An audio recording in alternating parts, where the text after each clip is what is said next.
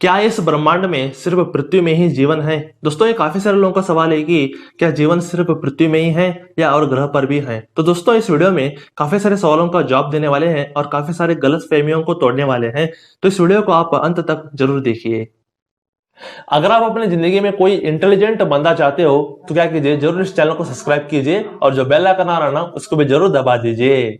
और पहला सवाल है, क्या सिर्फ पृथ्वी लोक में ही जीवन है? तो आंसर है नहीं। हमारे पृथ्वी के आसपास ही ऐसे काफी सारे लोक हैं जिसमें जीवन है।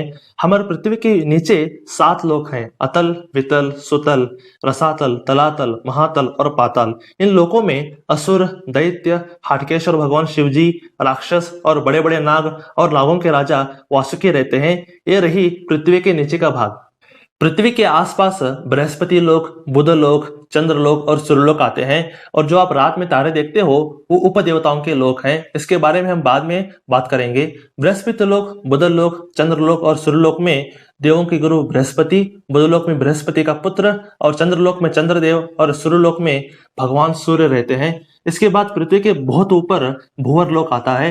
इसके करोड़ों योजन के बाद इंद्रलोक आता है जिसमें इंद्र निवास करते हैं। इसके आसपास गंधर्वलोक, सिद्धलोक, मरुदलोक, साध्यलोक, किन्नरलोक, वसुलोक, परियों का लोक और उपदेवताओं के लोक आते हैं जिसको हम तारों के रूप में देखते हैं। इसके अरबों योजन के बाद आता है महारलोक जिसमें भृगु ऋषि राजा हैं और वहां पे सिर्फ पुण्यात्मा ही जा सकती हैं। इसके आसपास अनेक निम्न कोटि के सूक्ष्म लोक आते हैं जिनका आकार हमारी पृथ्वी से अरबों गुना बड़ा है।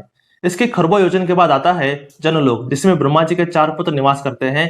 ये 4 पुत्र वहां के राजा हैं। जो लोग धार्मिक हैं और जो धार्मिक ग्रंथ पढ़ते हैं उन लोगों को इस लोक में भेजा जाता है।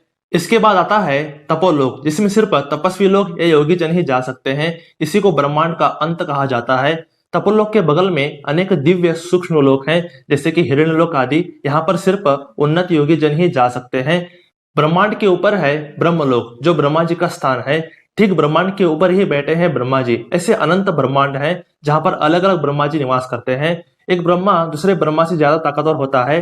कई ब्रह्मा जी के एक ही सर हैं, वहीं कई ब्रह्मा जी के 4, 5, 100 या 1000 सिर वाले ब्रह्मा हैं। इसके ऊपर आता है ब्रह्म ज्योति जहाँ पे निराकारवादी लोग निवास करते हैं। ब्रह्म ज्योति वास्तव में भगवान का तेज है, खुद भगवान नहीं।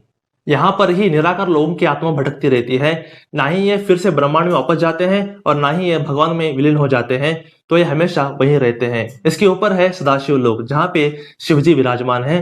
सदाशिव लोक में ही महाकाल धाम है। इसी में जो भी शिवजी के भक्त हैं वो मरने के बाद यहाँ पर आते हैं और शिवजी के साथ रहते हैं। ऐसे शिव भक्त शिवजी का सानिध्य प्राप्त करते हैं। इसके बाद खरबों खरबों खरबों दूरी तक घोर अंधकार है। इसके बाद आता है वैकुंठ लोक जहाँ पे भगवान विष्णु जी हैं। वैकुंठ लोक अनंत है और उसमें रहने वाले विष्णु भगवान वो तो आदि और अंत से परे अनंत परमात्मा है। जो भी राम भक्त, कृष्ण भक्त या विष्णु भक्त हैं वो मरने के बाद यहाँ पे आते हैं। इसी को ही मोक्ष कहते हैं।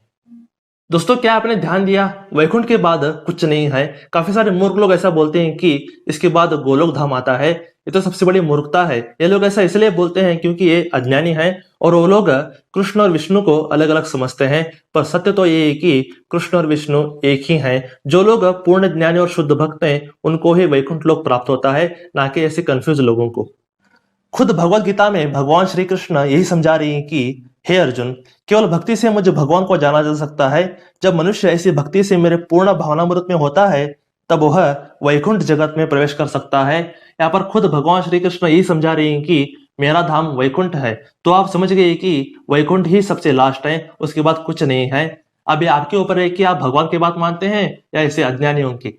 तो आप क्या कीजिए, इस इंफॉर्मेशन को अपने तक बिल्कुल मत रखिए, अपने दोस्तों के साथ जरूर शेयर कीजिए। तो आपको हमारा वीडियो कैसा लगा? मुझे पता है कि आपको बहुत ही अमेजिंग लगा होगा। अगर आपको अच्छा लगा तो आप क्या कीजिए, जरूर सर लाइक कीजिए और बहुत सारे शेयर कीजिए और थोड़ा बात कीजिए, सब्सक्राइब कीजिए और बहुत सारा करवाइए क्योंकि हम ऐसे ही बेहतरीन कंटेंट, ऐसे अच्छे अच्छे कंटेंट हमेशा क्या करते हैं, हमेशा लाते रहते हैं ना। जरूर क्या कीजिए, सब्सक्राइब कीजिए। तो stay blessed, stay awesome and go self made.